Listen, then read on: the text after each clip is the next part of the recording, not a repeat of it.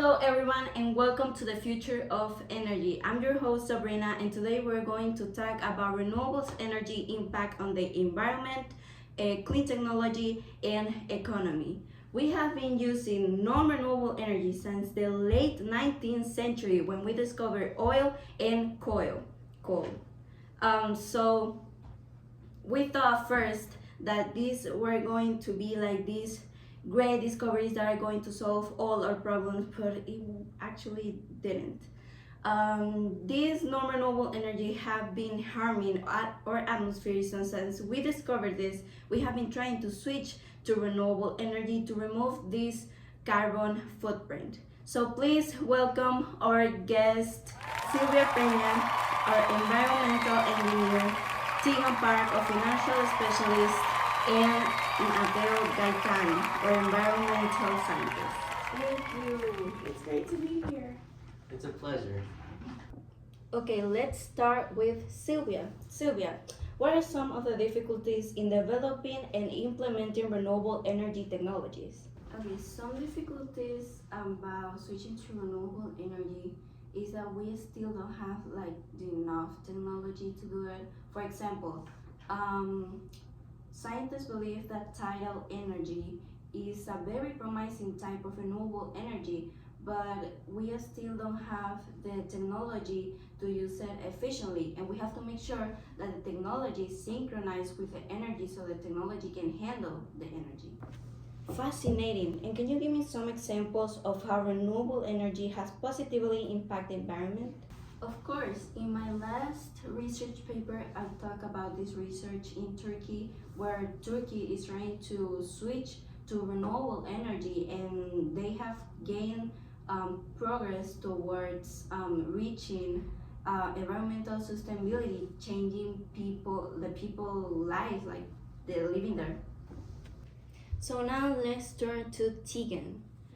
Tegan, what are some of the economic benefits of transitioning to renewable energy in the US?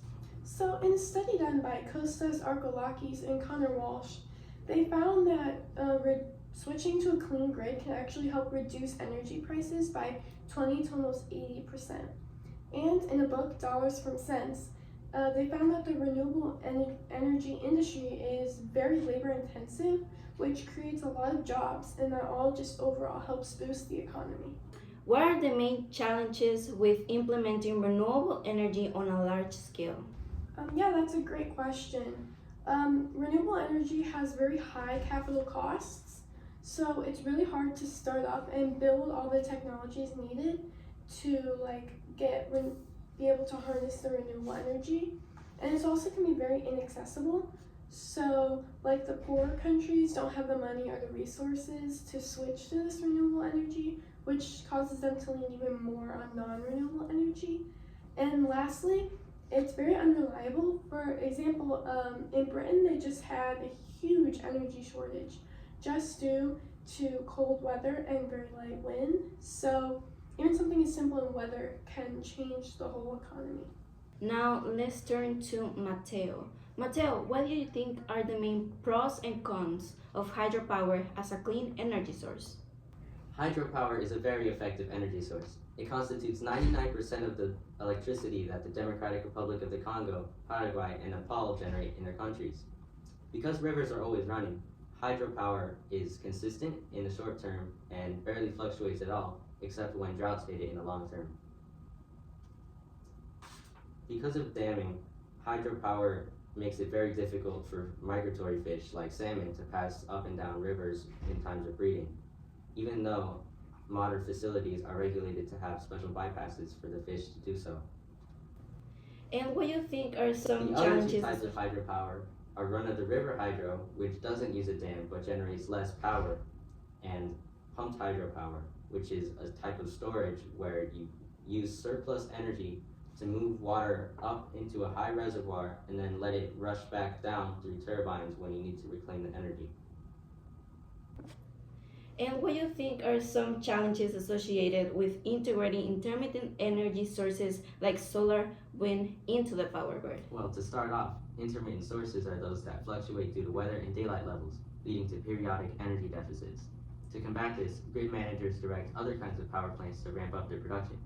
Hydropower is especially good at this because according to the EIA, 75% of hydropower plants can go from shut down to full production capacity in under 10 minutes. Nuclear, on the other hand, is terrible at this because it's costly and expensive to shut down and start up, so it's always running. As you can see, it's important for energy planners to know which sources pair well with wind and solar. Intermittent fluctuations can also bring too much energy to the grid, and to combat this overproduction, we use batteries and other storage techniques to drain the grid back to normal and resupply it in times of need. Batteries are expensive, so we mostly use pumped hydropower. While intermittent sources are important, it's crucial to understand that as they grow to supply a greater percentage of our energy production, these problems will be exacerbated and their workarounds, dispatching and storage, become harder to implement. Well, hopefully we can find a way around those challenges. Thank you guys for sharing your insights, and we can agree that renewable energy is a complex topic with opportunities and challenges. So thank you guys for watching the future of energy. See you next time.